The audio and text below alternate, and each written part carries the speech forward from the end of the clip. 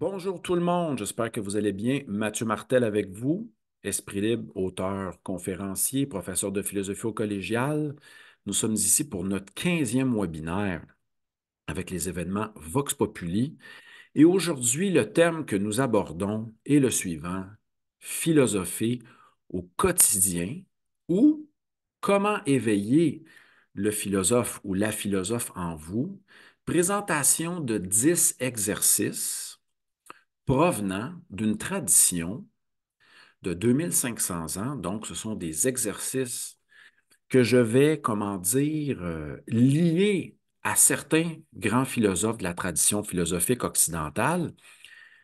Et si vous savez bien, les premiers philosophes à être nommés au niveau de la tradition occidentale sont les sept sages.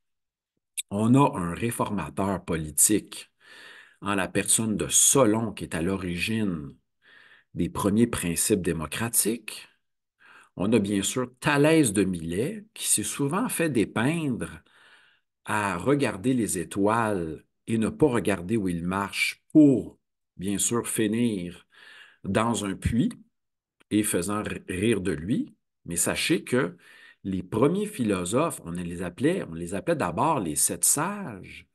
Et par la suite, on a eu nos premiers philosophes qui ont réfléchi sur les principes pouvant expliquer les causes de la nature dans laquelle les Grecs vivaient, hein, parce que c'était bien sûr la notion de physis qui était liée à la nature, et les Grecs étaient aussi liés au cosmos, qui est une forme d'ordre. La nature était un ordre, bien sûr, régi par des dieux au point de départ. Et nos premiers présocratiques, c'est un terme qui est venu par la suite, que l'on pense à Héraclite d'Éphèse, Démocrite d'Abdère, Pythagore de Samos, Xénophane de Colophon et bien d'autres. On pense aussi à Empédocle qui disait que l'origine du monde était bien sûr l'amour et la haine ainsi que quatre forces liées aux éléments.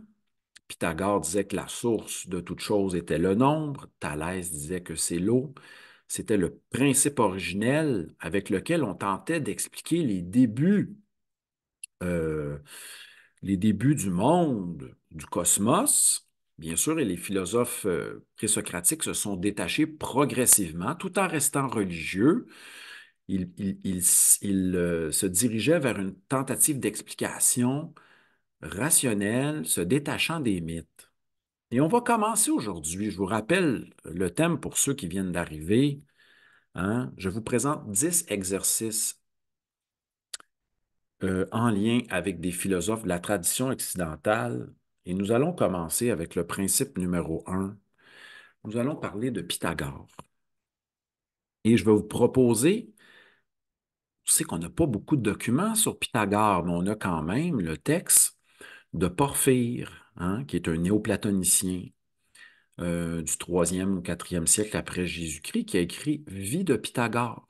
Hein, justement, je feuilletais ça hier en ligne, Vie de Pythagore, et on rapporte. Est-ce que ça tient de la légende? Est-ce que ça tient vraiment de témoignages exacts? On rapporte que comme première pratique, hein, dans l'école pythagoricienne établie au sud de l'Italie, à Crotone, écoutez, c'est une école spirituelle, initiatique. Je vais vous rapporter deux pratiques, donc par les apprentis. Hein. Vous savez qu'à l'école de Pythagore, on devait garder silence pour apprendre de Pythagore et au point de départ, les apprentis n'étaient pas en contact direct avec Pythagore. Ils devaient pratiquer le silence. Hein. Donc, imaginez ça. Première pratique pour être admis euh, en tant qu'apprenti à l'école de Pythagore pendant plusieurs années, garder le silence. Nous avons perdu cette vertu aujourd'hui parce que nous sommes en Occident dans une perspective où les gens veulent s'exprimer, parler d'eux-mêmes, parler de leurs opinions, peu importe la valeur de leurs opinions. Les gens veulent s'exprimer, se targuent d'être transparents, hein, disent que la vertu, une des vertus de notre époque, c'est la transparence. Je suis sans filtre. Je dis tout ce qui me passe par la tête, sans me demander à savoir si ce que je dis est vrai, si ce que je dis est beau, si ce que je dis est bon, et si ce que je dis est à propos. Fait qu'imaginez à l'époque de Pythagore qui a établi son école au 6e siècle à- dans une cité au sud de l'Italie, Crotone, qui s'opposait bien sûr à une autre cité qui était Sybarite, où les gens se levaient tard, faisaient la fête, étaient très exubérants. Pythagore va fonder une école, l'école pythagoricienne, hein, où on apprenait bien sûr, cette école-là était fondée sur l'étude des mathématiques, etc. Mais pour apprendre du maître, d'abord, on ne le voyait pas pendant plusieurs années et on devait pratiquer le silence. Très intéressant comme pratique. Si on pratique le silence, c'est-à-dire qu'on apprend ce que, comme nous disaient les anciens, à tendre l'oreille et à observer. Hein, nous avons perdu ces deux grandes qualités que sont d'être présent, à la fois en ressentant, en écoutant et en pratiquant l'observation, sans parler. Donc, une des grandes, il y a des adages chez les anciens qui dit l'écoute, l'écoute est d'or, hein?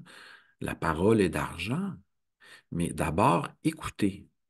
Ce qui nous ramène, je fais un petit parallèle ici avec Krishnamurti, qui notamment disait que certes, nous devons investiguer en nous posant des questions, mais nous devons, face à la réalité, face à ce qui est, être présent, être attentif, être écoute. On peut même presque enlever le sujet, hein. Ça pourrait se traduire comme suit, être écoute, être attention. Donc, dans cette école de Pythagore-là, on plaçait les apprentis dans une forme, dans un genre d'entraînement à être silencieux et développer ces qualités de l'esprit. Je vous donne aussi une autre pratique qui était présente dans l'école de Pythagore, et ça, vous allez pouvoir le pratiquer ça, le soir avant de vous coucher. Donc, c'est vraiment intéressant. Le deuxième exercice lié à l'école pythagoricienne, c'est le fait de repasser sa journée de manière rétroactive. Donc, on s'imagine, on se couche lorsqu'on est prêt à aller se coucher, qu'on est assez fatigué, qu'on a préparé notre rituel du sommeil. Je vous parlerai de mon rituel après. Je vais intégrer ma perspective de rituelique. Ça va être intéressant quand même pour vous. C'est une pratique que je fais. Donc, chez Pythagore, on devait repasser sa journée. Donc, on pourrait, par exemple, commencer en se disant, je suis maintenant dans mon lit, je suis prêt pour le sommeil. Repassons tout ce que j'ai fait de manière rétroactive jusqu'à la matinée. Mais Pythagore repassait les moments de sa journée en se demandant, est-ce que j'ai bien agi? Est-ce que j'ai agi correctement? Est-ce que j'ai commis des erreurs? Etc. C'était souvent fait d'un point de vue moral. C'était aussi pour prendre conscience de ce qui s'était passé dans la journée et peut-être être attentif aussi à certaines émotions qui pourraient surgir ou certains manquements éthiques qui auraient pu être commis. Donc, voilà ce qui était pratiqué dans l'école de Pythagore. Aujourd'hui, je vous donne une petite introduction. Je vais vous dire ce que je fais de mon côté. Alors, je me mets dans une ambiance où je vous partage ça comme ça. Souvent, les gens ont de la difficulté à dormir, mais j'ai lu, après avoir pratiqué cette préparation au sommeil, j'ai lu que les études scientifiques abondent dans ce sens, en disant qu'il est bien, justement, de se préparer. Donc, moi, je ferme les stores, je mets de la lumière, un projecteur d'étoiles, je peux écouter des podcasts, des petites conférences, ou écouter de la radio, de la musique, etc. Et je m'allonge. sur mon fauteuil et je commence le tout très tôt pour ensuite boire des tisanes, etc., me détendre. Et c'est seulement lorsque je suis prêt, lorsque la fatigue me gagne en écoutant une petite conférence, que là, je vais aller au sommeil. Donc, se distancier de la lumière bleue, notamment des appareils, des écrans, tamiser aussi, tamiser la lumière, se mettre dans un... Donc, il y a un genre de préparation. Moi, je vois ça comme un rituel. Donc, c'est drôle, hein? Je viens le joindre à l'école pythagoricienne parce que lui, Pythagore, supposément, selon ce qu'on dit, se préparait au sommeil, mais en repassant sa journée. J'en profite pour vous saluer. Je vous remercie d'être présent. Je fais un petit tour ici. Merci à Louise d'être présente, à Claudette, Janine, Marianne, Nicole, Régine. Merci aussi à Mathieu, Marie, Judith et Jean et compagnie. Sachez que vous allez pouvoir écouter cette rencontre en différé comme vous le voudrez par la suite. Deuxième philosophe que nous allons descendre à Aristote, qui décède en 322, un an avant notre ère, avant la mort d'Alexandre, en 323. Chose très intéressante au sujet d'Aristote, il fait partie d'une généalogie philosophique incroyable. Écoutez, on va remonter à Socrate. Socrate est le maître philosophique de Platon. Platon a connu Socrate pendant 9 années. On sait que Socrate n'a rien écrit, prétendait ne rien savoir, mais était très actif philosophiquement à l'Agora d'Athènes. Et Socrate a été le maître de Platon, qui a fondé l'Académie en 387 avant notre ère. Platon a été le maître d'Aristote pendant 17 à 19 années, qui a fondé le lycée, hein, ce terme. Et Aristote a été le précepteur d'Alexandre le Grand pendant quelques années. Il ne faut pas oublier là-dessus, car si on veut découvrir Socrate, il faut passer par Xénophon, qui a connu Socrate pendant 4 ans. Les dialogues où Socrate est mis en scène, on a chez les premiers dialogues de Platon, les dialogues aussi de Xénophon, et aussi la pièce de théâtre Les Nuées d'Aristophane, qui dépeigne un Socrate un peu perdu, demandant de l'argent pour l'enseignement, ce qui était faux, et détaché des valeurs traditionnelles, présentant une nouvelle conception des choses. Mais revenons à notre cher Aristote qui fonde le lycée. On a souvent associé Aristote à, comment dire, à quelqu'un qui se promène. Le terme cheminer, en grec, hein, péripatein, marcher autour, marcher autour, c'est associé jadis aux filles de joie, hein, qui vendaient leurs services, leur charme pour de l'argent.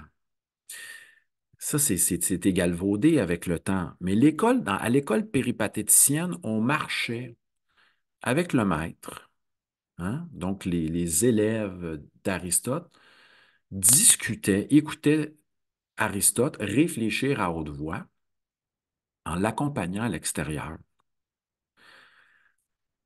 Donc, c'est une activité philosophique très, très importante.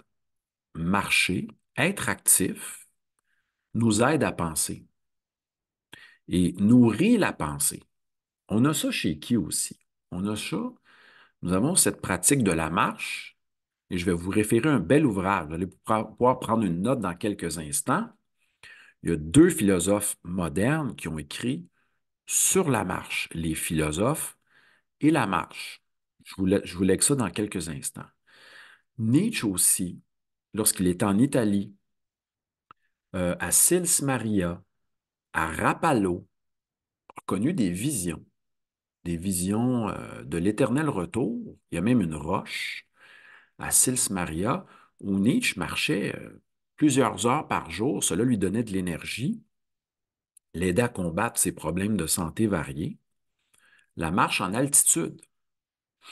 Et il a eu la vision de l'éternel retour. Vous irez voir la roche de Nietzsche à Sils Maria, où il a eu la vision à la fois peut-être de l'éternel retour en 1883-84, dans ces eaux-là, si je ne m'abuse. Alors, lorsqu'on est philosophe, marcher est très important.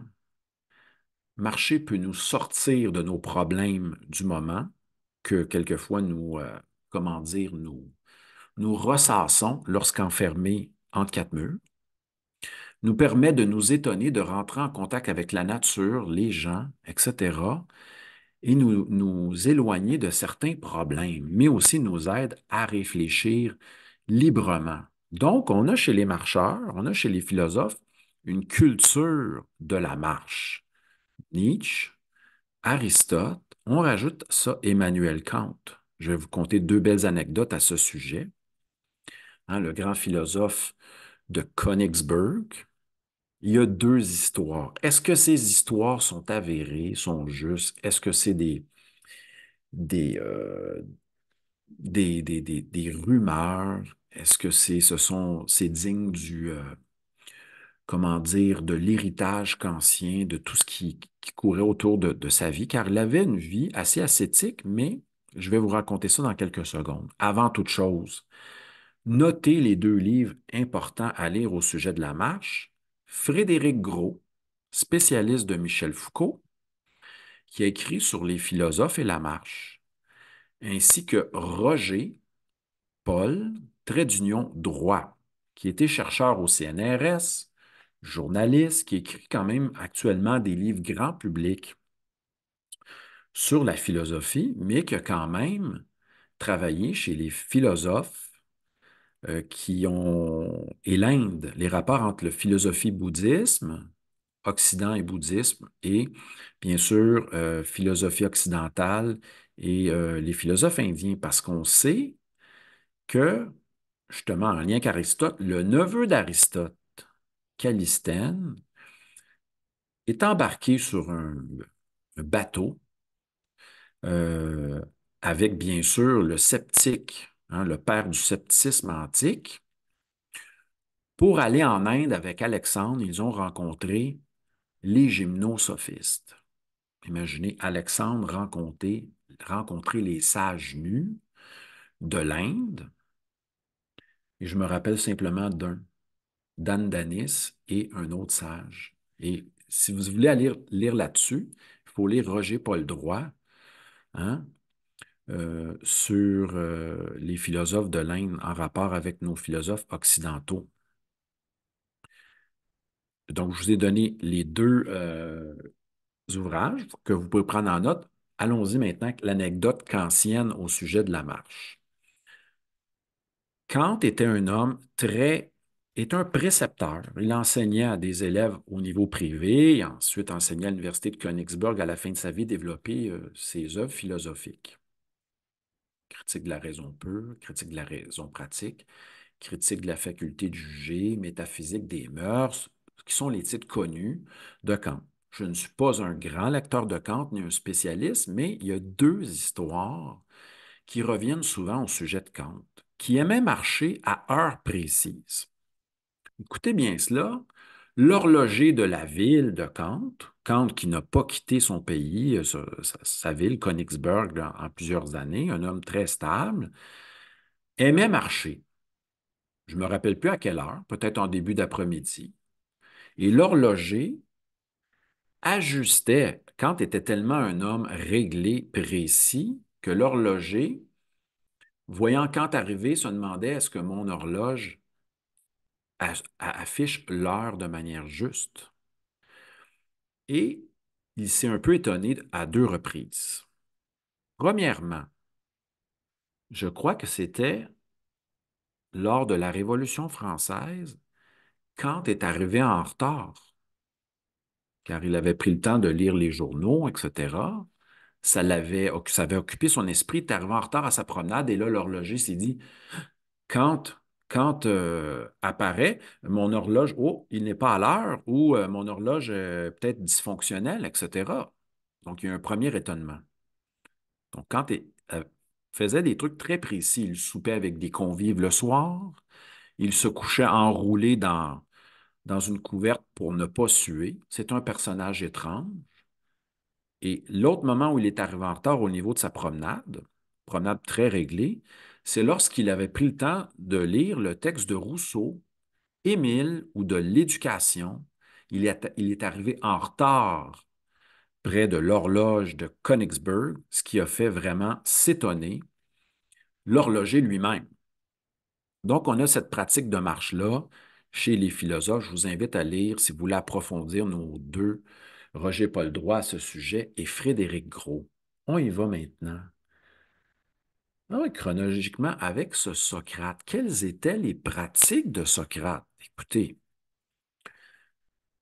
la pratique la plus importante, c'est bien sûr la dialectique, c'est-à-dire que Socrate allait sur la place publique discuter avec quiconque voulait bien discuter avec lui. Et souvent, les gens avaient beaucoup de choses à dire. Mais Socrate avait un principe, qui est le principe de l'aveu de l'ignorance, qui était tout ce que je sais, c'est que je ne sais rien. Donc, je n'ai rien à dire, je n'ai rien à soutenir philosophiquement. Je serai celui qui va poser les questions et interroger les réponses de ses interlocuteurs, notamment quelquefois des sophistes, des gens qui prétendent posséder un savoir dans plusieurs domaines et des gens qui prétendent savoir qu'ils savent, mais que finalement, ne sachant pas grand-chose ou ne sachant pas les choses de manière profonde. Alors, revenons à notre Socrate qui pratiquait la dialectique. Et je vous inviterai, ceux qui viennent d'arriver, de simplement fermer votre petit micro car on veut se concentrer au début dans un petit exposé et par la suite, on ira avec les questions. Je reviens à notre Socrate qui pratique la dialectique, c'est-à-dire qu'il interroge les gens sur des sujets. Socrate, c'est le maître de la question euh, qu'est-ce que? Qu'est-ce que le courage? Qu'est-ce que la beauté? Qu'est-ce qu'être vertueux? Et là, la plupart des gens affirment savoir ce que c'est la beauté, ce que c'est l'idée de courage, ce que c'est la piété, etc. Mais Socrate veut vérifier, donc il va, en plus de pratiquer la dialectique, qui est l'art de poser des questions, dans cette tentative de rechercher la vérité, de savoir ce que c'est l'idée générale de beauté ou de courage, Socrate va aussi pratiquer ce qu'on appelle la réfutation. L'art de mettre, l'art de, comment dire, vérifier ce que les autres affirment sur un sujet. Je vais y aller d'un exemple. Si quelqu'un déclare à Socrate, si quelqu'un déclare à Socrate que la philosophie est inutile, quelqu'un arrive avec cette thèse, la philosophie est inutile, Socrate va lui demander, qu'entends-tu par philosophie? Qu'entends-tu par le concept d'inutilité? Et là, la personne qui affirme cela va s'expliquer, va tenter de s'expliquer. Et Socrate va, bien sûr, toujours questionner les affirmations, les opinions proposées par l'interlocuteur. Socrate, la réfutation, c'est de critiquer ce qui a été affirmé en posant des questions, en s'assurant du sens de ce qui est dit. Cette phrase-là, la philosophie ne mène à rien, est présente, semble-t-il, dans un texte d'Aristote qui était perdu, qui s'appelle le Protreptique. J'ai fait un petit live récemment là-dessus. Écoutez bien ça. L'affirmation va comme suit. S'il ne faut pas philosopher, alors il faut philosopher. nous dit l'affirmation du proteptique. Et là, j'écoute ça, je dis, c'est une drôle de proposition conditionnelle. Si A, alors B. Mais c'est bizarre parce qu'on nous dit en première partie, s'il ne faut pas philosopher, alors il faut philosopher. On dirait qu'il manque quelque chose qui complète la phrase. Ça semble une phrase non logique ou paradoxale. Qu'est-ce qui se cache derrière cette phrase-là, cette affirmation hypothétique? Je vous l'explique. Si vous rencontrez quelqu'un qui vous dit la philosophie, c'est trop compliqué, la philosophie, ça mène à rien, la philosophie ne nous fait pas gagner de l'argent, la philosophie, c'est inutile, qu'allez-vous lui dire? Vous allez lui dire, pourquoi dis-tu cela? Et Socrate aurait dit ça. Qu'est-ce qui te fait penser cela? Pourquoi dis-tu cela? Et là, la personne va s'expliquer, va argumenter, et c'est là qu'elle se fait piéger. Parce que lorsqu'elle argumente et elle s'explique, elle philosophe dans l'action. Et là, je n'ai pas le choix d'ouvrir une parenthèse avec Kant. Je sors de Socrate, hein, qui avait comme pratique philosophique la dialectique et la réfutation. Il y en avait bien d'autres aussi. La pratique de la vertu, peut-être que je reviendrai là-dessus tantôt. Allons-y d'une petite parenthèse. Socrate est un être résistant. C'est lui qui restait le plus longtemps dans les symposiums, dans les fêtes, où on discutait politique, où on dansait, on chantait, on buvait du vin, bien sûr, avec un peu d'eau dedans. Il y avait des dames qui dansaient, qui lisaient des poèmes. Socrate était l'homme le plus résistant. Il avait cette maîtrise de lui-même. Donc, c'est une des grandes qualités. Il pratiquait la maîtrise de soi. Il était capable d'être lucide et conscient durant la fête, et dès le matin, dès que le matin arrivait, il continuait à marcher ou il méditait, debout, en regardant l'horizon. Donc, il y a des pratiques de méditation chez Socrate, des pratiques aussi de maîtrise de soi. Mais là, j'ai ouvert une porte. Est-ce que je vais me rappeler? La porte que j'ai ouverte, je parlais récemment, je disais que, justement, je parlais de ce que Socrate avait pratiqué, la dialectique, etc. Je crois que je viens d'oublier mon idée, mais je vais laisser à mon être le soin de trouver le chemin. Je suis en train de parler de Socrate, la pratique de la dialectique, la réfutation.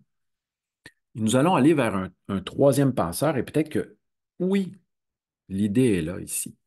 J'ai ouvert la porte sur Emmanuel Kant, dont j'ai parlé tantôt, qui est le philosophe du siècle des Lumières, siècle de la raison. Et Kant nous a légué, oui, justement, nous a légué une, une superbe affirmation en latin, sapere aude. Intéressant, dans sapere, il y a goût. Mais le goût, c'est aussi associé au jugement, à la pensée.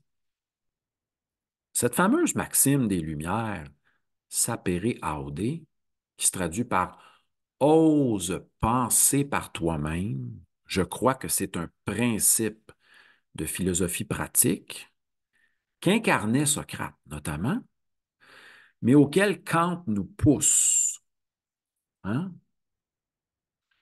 Ose prendre le temps de te servir de ton propre entendement. C'est l'autonomie philosophique. Ose prendre le temps d'écouter une opinion. Si quelqu'un vous déclare un tel sportif est le meilleur gardien de but au hockey dans la Ligue nationale. Allons-y avec une affirmation. Si je suis kantien, je ne peux pas simplement croire ce que dit même le meilleur journaliste de hockey, même les meilleurs journalistes. Je ne peux pas adhérer aveuglément à une opinion affirmée. Je dois moi-même investiguer et me demander qu'est-ce qui fait croire aux journalistes que ce gardien de but est le meilleur gardien de la Ligue. Nous pourrions lui poser plein de questions. En quelle année? Tu parles de quel gardien? De quelle année? Et je dis à mes élèves, comment vérifier, comment s'assurer qu'on a affaire au meilleur gardien? On se base sur quoi? Premièrement, si c'est le meilleur, il doit avoir gardé quand même un minimum de parties. Imaginons que l'année au hockey, c'est 82 parties. Est-ce que notre gardien a gardé au moins une majorité de parties? Et là, on va comparer tous les gardiens qui ont gardé, par exemple, 50 parties et plus. Après, pour déterminer si c'est le meilleur, on devra vérifier des critères. Le pourcentage d'arrêt, la moyenne de buts alloués, les tirs, on parle des pourcentages d'arrêt, moyenne de buts alloués, et peut-être d'autres critères qui m'échappent présentement. Si on est kantien, on est dans le siècle des Lumières, si on est apôtre de cette devise, oser penser par soi-même, on doit devenir actif au niveau de la pensée. Et on va joindre ça à une belle citation de Kant. On n'apprend pas la philosophie. On apprend qu'à philosopher. Philosopher est un acte de compréhension. On doit s'impliquer. Même chose lorsqu'on veut devenir musicien. C'est un engagement, ça demande de la pratique. Et là, j'ouvre la porte à Erich Fromm, qui a écrit L'art d'aimer dans les années 50, qui nous dit l'amour est un art. Et moi, je dirais même que philosopher est un art. Ça demande de l'étude, aussi de l'étude, mais de la réflexion, désir de compréhension, de la pratique et un souci de développer cet art sur le long terme. Donc, Kant nous dit, soyons actifs au niveau de la pensée. Lisons les anciens, tentons de comprendre dans quel contexte ils ont écrit ça, tentons de questionner leurs affirmations, tentons de vérifier si ce qu'ils disent est encore valable, est-ce que les arguments sont forts, cohérents, etc. Donc, notre principe numéro 4 avec Kant, c'est oser d'être actif au niveau de la pensée, ne pas prendre pour acquis tout ce qu'on nous dit, questionner les affirmations, se demander si les affirmations sont vraies et fondées. Passons maintenant à Descartes. On retourne en arrière. Descartes, qui termine sa vie en écrivant un traité sur les passions. Et moi, ce qui m'intéresse Descartes, c'est la pratique de l'ouverture au rêve. Dans la nuit de novembre, est-ce que du 10 au 11 novembre 1619, vous allez lire un article là-dessus, les trois rêves de Descartes dans sa cabane. Hein, dans sa cabane, il avait vécu, je ne me rappelle plus du terme qu'il emploie dans sa chaumière ou dans le gîte de Descartes. Il fait trois rêves. C'est le troisième qui m'intéresse. C'est un philosophe qui est ouvert à la pratique du rêve. Et je vais vous conter quelque chose après qui m'est arrivé cette nuit, en lien avec notre conférence. Descartes, dans son troisième rêve, il est très jeune, hein? Il est né en 1596, si je ne m'abuse, fait ce rêve en 1619 de notre époque. C'est le philosophe du 17e par excellence. Hein? Descartes, Malebranche, Spinoza, Leibniz, les grands philosophes du siècle de la raison en philosophie. Bizarrement, Descartes, un homme complexe, qui a écrit un traité d'escrime perdu, qui a affronté des gens qui ont voulu lui voler sa fortune sur un bateau, fait un rêve, le troisième rêve de 1619, où il ouvre un livre de la connaissance. Est-ce que j'ai la phrase en latin? Elle m'échappe. Ça va un peu comme suit. À quel genre de vie veux-je vivre, voudrais-je vivre? C'est une question métaphysique, une question éthique. Et on verra que grâce à ce rêve-là, et Descartes était en contact avec un questionnement profond qu'il travaillait qui l'occupait, qui occupait son être. Et cette nuit, j'ai fait la même chose. En me levant ce matin, j'ai pris des notes pour ma conférence d'aujourd'hui. Je m'étais déjà fait un plan et j'ai rajouté des éléments. J'ai été comme nourri à travers le rêve de notions pouvant aider ma conférence. Je fais une parenthèse avec Hemingway.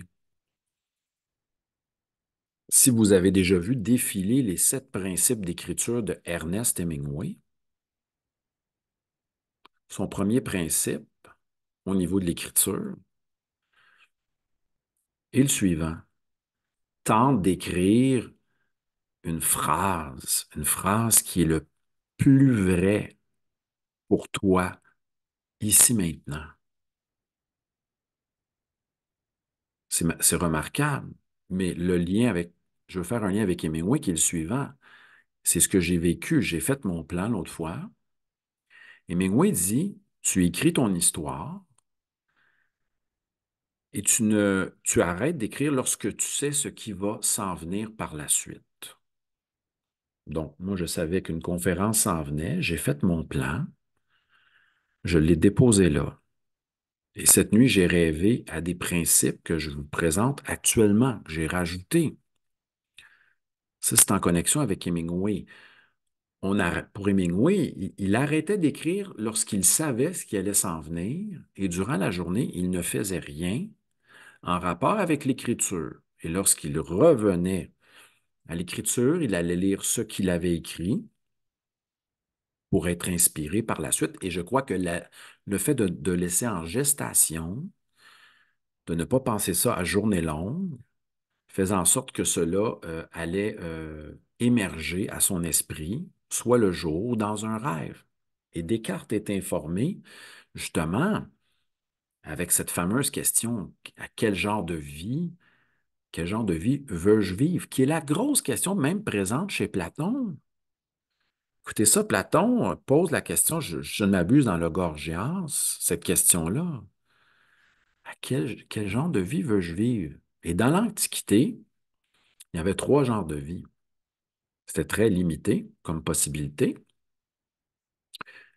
La vie orientée vers le plaisir des sens, la vie orientée vers, comment dire, la quête de notoriété, et la vie et de gloire, etc., et la vie orientée vers les affaires. On vient rajouter à ça Pythagore qui nous revient. Une petite histoire au niveau de la philosophie avec Pythagore. Écoutez bien ça. Pythagore dit qu'il y a un 4e genre de vie qui est la vie philosophique. Et on peut le comprendre très facilement si on prend l'image de quelqu'un qui est en train de regarder un combat entre 2 pugilistes à travers les Jeux olympiques. Et saviez-vous que les Jeux olympiques ont commencé en 776 avant notre ère pour cesser en 384, si je ne m'abuse. Hein, c'est plus de 1000 ans, avant qu'ils renaissent à Athènes, à la fin du 19e. Mais on revient au centre, puis on est dans un amphithéâtre, il y a un combat entre 2 pugilistes qui veulent gagner, qui compétitionnent. On a les hommes d'affaires qui ont organisé les événements, qui cherchent à faire des rencontres, des contacts, à préparer les prochains événements qui viendront.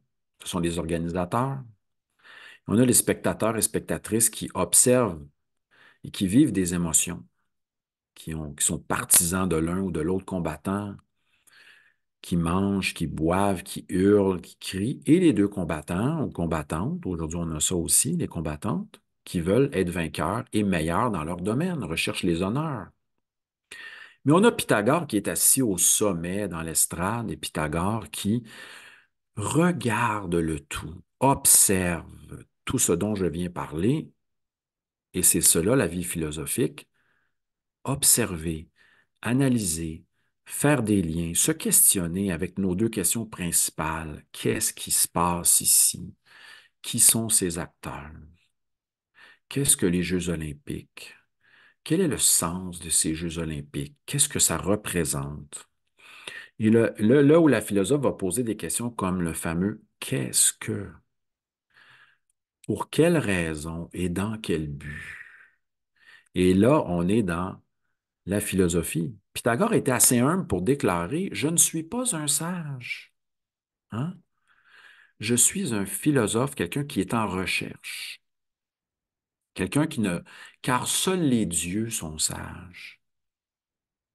Seuls les dieux sont bienheureux et sages et immortels, et moi je suis un être humain. Je, de façon humble, je progresse. Je tends vers le savoir et la sagesse, à la fois théorique et à la fois pratique. On ferme la boucle avec Pythagore. Revenons à Spinoza, qui est un cartésien réformé, qui est très populaire aujourd'hui. Hein? Il y a eu de nombreuses belles traductions de Spinoza, des traités inachevés, et l'éthique a été publiée par ses amis à 1677, posthume, de manière posthume. Spinoza a été... on a manqué de le tuer, je crois, en 1632, si je ne m'abuse. Et pas publié beaucoup de choses de son vivant. Il y a eu des traités inachevés, mais ce qu'on connaît le mieux, c'est, bon, il y a un traité de la grammaire hébraïque, une critique, traité de la réforme de l'entendement, si je ne m'abuse, et un dernier, un beau texte qui critique l'aspect religieux. Mais l'éthique de Spinoza, texte très difficile en 5 parties, il y a la belle traduction de Mishraï, mais il y a d'autres traductions qui viennent de sortir aujourd'hui. Rovere, Moreau, car on a trouvé au Vatican un autre texte source. Donc, on est à 3 textes sources. Et Moreau, avec son équipe, a travaillé sur l'élaboration du texte, l'appareil critique, etc. Mais il ne faut pas oublier que Spinoza est un homme pratique, taillait des verres pour des microscopes, télescopes, aurait peut-être contracté une maladie pulmonaire en lien avec ça. Hein? La poussière de verre aurait affecté ses poumons. Mais faut faire un lien avec l'aspect pratique de la vie. Même si on a un métier qui n'est pas philosophique, on peut apprendre. Certains philosophes ont été professeurs, d'autres, écoutez, Socrate, philosophe itinérant à Athènes, qui posait des questions, supporté par ses amis, a participé aussi à 4 campagnes militaires, sauvant notamment Alcibiade, tantôt Xénophon. On a eu Wittgenstein, qui est allé sur les tranchées, qui a écrit des carnets lors de la Première Guerre mondiale, qui était un personnage qui, écoutez, qui a fait des inventions au niveau, est un ingénieur. Donc, d'autres qui ont été journalistes comme Hannah Arendt. Donc, l'aspect pratique chez les philosophes, on peut aussi avoir un métier qui va nous aider à réfléchir. Hein? C'est pas tout le monde qui est indépendant de fortune, mais même certains ont refusé, comme Wittgenstein, l'héritage de parents millionnaires pour se consacrer à la philosophie ou à une vie complètement héroïque. Je vous invite à lire la biographie de Monk, si je ne m'abuse, sur la vie rocambolesque de Wittgenstein, euh, qui est mort assez jeune. Donc, si je dis philosophie, aspect pratique, il ne faut pas oublier que certains philosophes avaient un métier. Hein? Socrate était tailleur de pierre, son père était tailleur de pierre, sculpteur, et sa mère était sage-femme. Donc, Socrate, d'un côté, symbolique, on pourrait dire qu'il a tenté de sculpter les esprits des humains pour qu'ils deviennent meilleurs et vertueux. et tenter d'accoucher les esprits, au lieu d'accoucher le corps des femmes enceintes comme le faisait sa mère, Socrate a aidé à accoucher les esprits à la vérité à travers un autre principe qu'on appelait la maïeutique. Donc ça, c'est mon point numéro 5.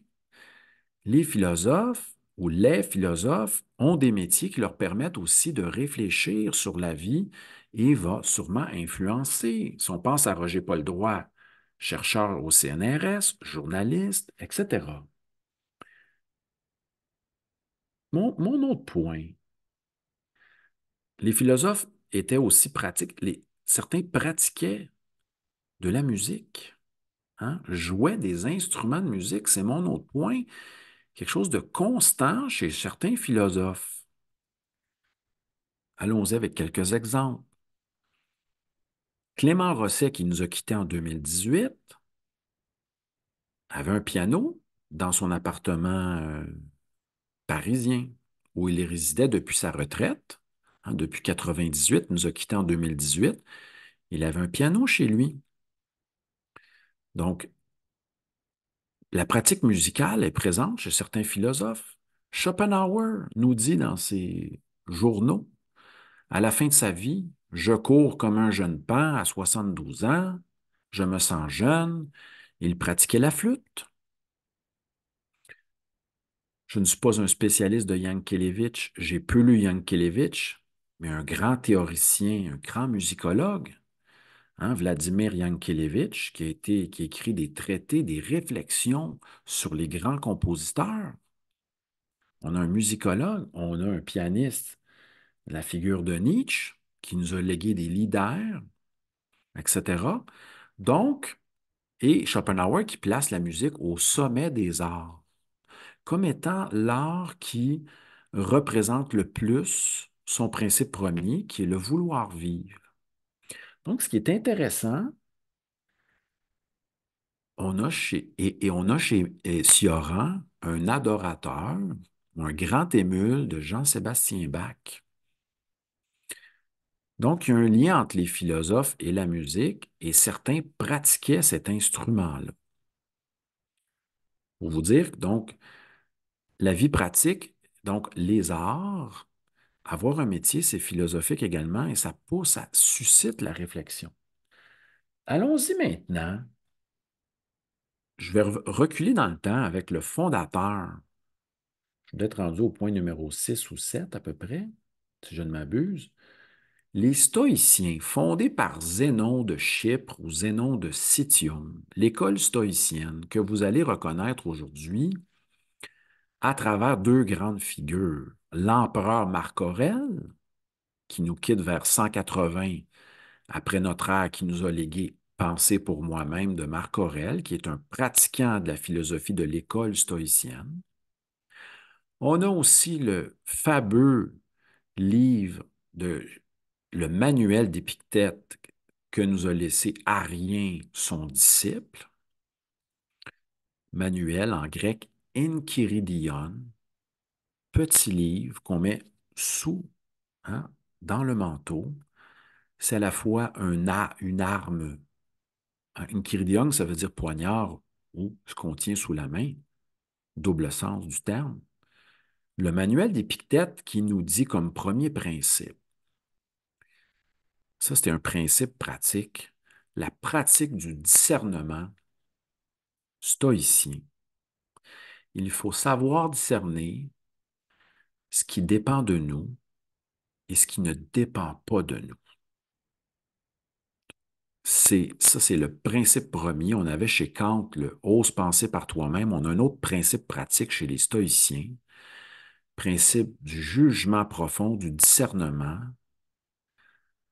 Il ne dépend pas de nous, nous ne choisissons pas à savoir si quelqu'un nous rappelle ou pas.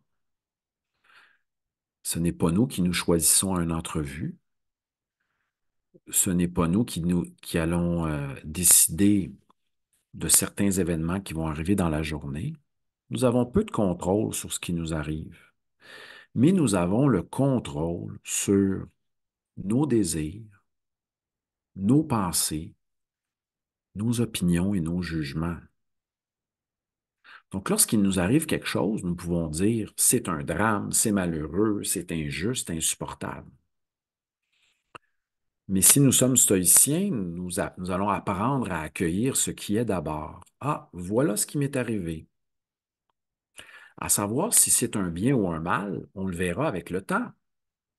Certes, on va le juger ce qui nous arrive avec notre grille d'analyse, mais on peut se rendre très malheureux, hein, et devenir triste à force de juger trop rapidement, de tomber dans les préjugés, les émotions et sortir de sa maîtrise de soi. Alors, c'est la pratique du grand discernement stoïcien qui a nourri à la fois, qui a inspiré les alcooliques anonymes, tout ça, avec des adages comme les suivants. Hein? Donne-moi le discernement d'accepter ce que je suis capable d'accepter, aussi d'accepter ce que je ne suis pas capable d'accepter. Hein? D'apprendre très stoïcien, le fait d'apprendre à accueillir ce qui est, accepter ce qui est avant de le juger, avant de le juger de manière négative ou positive. C'est pas facile d'accepter ce qui est. Là, j'ouvre une porte sur Arnaud Desjardins, qui a un lien avec les stoïciens. L'acceptation de ce qui est, c'est un des premiers principes de la vision d'Arnaud Desjardins. Je me rappelle ce beau livre d'Arnaud. Hein? Le courage de vivre, est-ce que c'était ça? L'audace de vivre, très beau livre, qui est pour moi un livre qui m'a beaucoup touché. Arnaud dit d'abord, tentons d'accepter ce qui arrive, pas tout de suite intervenir. Par exemple, si on se coupe, ressentons, observons la coupure sur notre main et demandons-nous par la suite, OK, je ressens, je me suis coupé, voilà. Que puis-je faire? Ça vient en deuxième partie. Après, comment ça s'est passé? Est-ce que je me suis coupé par erreur? Est-ce un accident, etc.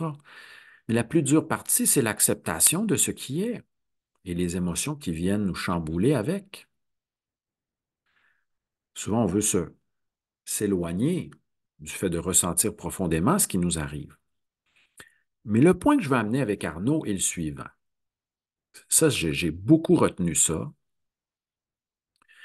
Arnaud, comme principe de pratique, nous dit, face à une situation donnée, il t'est possible de pratiquer plusieurs rôles. Quelquefois, tu es l'aidant, selon la situation donnée. Tu peux être l'amant, l'amoureux, le consolateur. Ne t'identifie pas à un rôle précis et à, apprends à jouer plusieurs rôles en lien avec les situations de la vie. Quelquefois, je suis l'écoute pour un ami qui a besoin d'être écouté. Quelquefois, je peux jouer le conseiller. Une autre fois, je peux jouer l'observateur, l'analyste. Pourquoi s'identifier à un seul rôle? Sartre dira des gens qui sont convaincus qu'ils sont simplement policiers, ou garçons de café, ou boulanger. Il les traitera d'êtres qui veulent se choséifier, des êtres qui veulent se dire je suis ainsi, c'est mon ADN premier, alors que nous sommes amenés dans la vie quotidienne, dans la vie éthique, à jouer plusieurs types de rôles selon les situations. Poursuivons avec nos derniers principes et nous irons de quelques questions par la suite. Je voudrais saluer les gens qui nous écoutent en différé. J'espère que vous allez bien. Et sachez que c'est notre 15e ou 16e rencontre avec Réseau Vox Populi. Si vous avez manqué nos dernières rencontres, allez sur YouTube Réseau Vox Populi ou sur ma page mathieumartel.com dans la section vidéo. Vous allez pouvoir voir ce que nous avons fait avec les genres de conférences qui ont émergé de plusieurs thèmes variés. Je vais terminer avec Eckhart Tolle aujourd'hui, mais avant, je vais vous proposer un autre exercice pratique tiré de la tradition yogique. Vous ne savez pas, et certains ont pratiqué le yoga, certains le pratiquent encore. Cette fameuse posture de Savasana, où vous êtes couché sur un matelas, hein, déposé au sol, les bras le long du corps, fermant les yeux et respirant profondément. Cette position qu'on appelle le cadavre. Hein. Et dans la philosophie, on a, chez Platon, chez Montaigne et chez d'autres, une position qui est la suivante. Philosophie, c'est apprendre à se détacher, apprendre à mourir à soi-même. Et dans la position Savasana, on peut respirer profondément et se détacher de nos pensées, laisser les pensées s'envoler et se concentrer sur l'air qui pénètre dans nos narines et qui ressort en se détendant à l'horizontale. Et quelquefois, on peut même atteindre un demi-sommeil. On tente de rester conscient. On peut se mettre dans un état d'endormissement du corps tout en restant conscient et en se reposant, en se ressourçant. C'est une manière de, au niveau pratique, de couper avec le flot de pensée incessant, avec nos tourments, nos inquiétudes, etc. Certains vont vivre ça en prenant une douche. Ça fait penser au très beau film du guerrier pacifique de Dan Millman, où à un moment donné, Dan vit le moment présent en prenant une douche. Mais souvent, nous prenons une douche et nous pensons au futur, au passé, à la tristesse qui nous envahit, sans goûter simplement la douche. Il se peut que nous soyons tristes sous la douche, nous embrassons cet état-là. C'est une manière de revenir à l'unité de l'être. Certains vont s'étirer, pratiquer un sport. Comme disait Éric Barret, vous n'avez pas besoin de pratiquer le yoga, de tout quitter pour le yoga. Demandez-vous, quel est votre yoga? Voilà la question. Je termine et je vais y aller avec quelques questions, commentaires par la suite. Je veux juste en profiter pour vous remercier, ceux et celles qui sont présents. Merci à Marie, à Judith, Louise, merci à Janine, Claudette, Marianne, Nicole, Régine, Mondaline et tous ceux et celles qui se sont inscrits à cette activité. Vous allez nous écouter tantôt. Vous allez être en train de nous écouter. Remerciements à Jean Rivet pour cette belle invitation. Je termine avec Eckhart Tolle. Et c'est la pratique. Eckhart Tolle, lorsqu'il était à Vancouver, il est arrivé à Vancouver, il aurait supposément dormi sur un banc de parc euh, ou se retrouvait chaque jour sur un banc de parc pendant des heures à observer la rivière, le fleuve, la mer. Et il se disait seulement, il était là seulement pour contempler la nature. Et on a ça chez les philosophes, cette proposition-là de contempler la nature en voyant que c'est un théâtre qui se passe devant nous. Ça rejoint les mots de Shakespeare, hein. Le monde est un théâtre rempli d'acteurs, de performeurs. Mais souvent, nous avons des désirs qui nous envahissent et nous ne sommes pas satisfaits avec le théâtre qui est devant nous. Nous avons de la misère à accepter ce qui est. On peut faire cette pratique-là, s'asseoir sur un banc de parc, peu importe où nous sommes, et d'observer, d'être là, sans juger. Est-ce possible? C'est quand même difficile, mais simplement observer, voir ce qui se défile devant nous, voir ce qui est, voir comment nous nous sentons,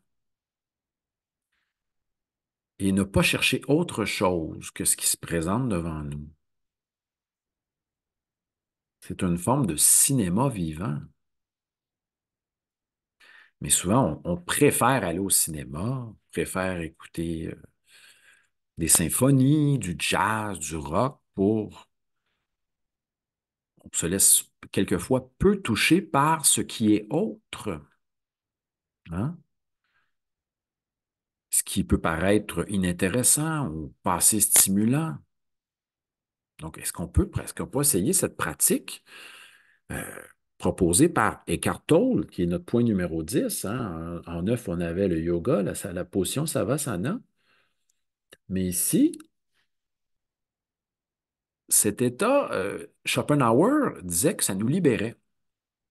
La contemplation esthétique d'une œuvre d'un peintre ou la contemplation de la nature permet, c'est pour ça qu'on propose aux gens d'aller dans la nature, faire une promenade, contempler un coucher de soleil, sillonner des sentiers, aller près du bord de l'eau.